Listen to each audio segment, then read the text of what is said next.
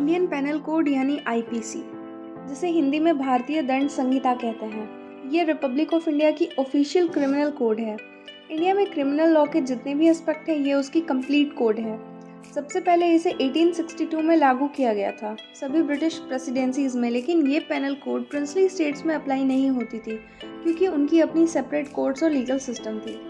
Indian panel code की पहली drafting को फर्स्ट लॉ कमीशन के द्वारा प्रिपेयर किया गया था, थॉमस बी मैक्यूले के चेयरमैनशिप के अंडर। इस ड्राफ्ट को सिंपली कोडिफाई किया गया था। इंग्लैंड के लॉ और कुछ एलिमेंट को 1825 के नेपोलियनिक कोड और लुइसियाना सिविल कोड से बोरो किया गया था।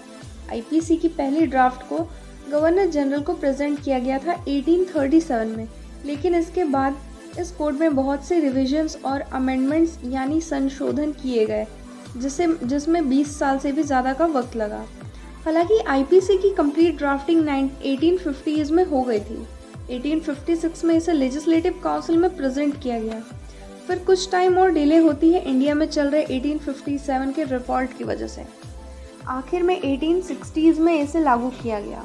इंडियन पेनल कोड के रिविजन्स और अमेंडमेंट बैरन पिकॉक ने की थी, जो कोलकाता हाई कोर्ट के पहले चीफ जस्टिस रह चुके हैं। इंडियन पेनल कोड को अलग अलग सेक्शंस में डिवाइड किया गया है, जो किसी स्पेसिफिक क्राइम और उसके रिगार्डिंग कौन सी पनिशमेंट देनी चाहिए उसे डिफाइन करता है। फर्दर इसे 23 चैप्टर्स और 511 सेक्शंस में डिवाइड किया गया है।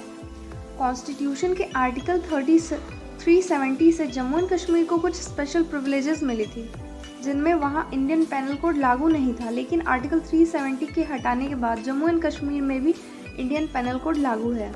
1947 के बाद आईपीसी में टोटल 77 अमेंडमेंट्स यानी संशोधन किए जा चुके हैं।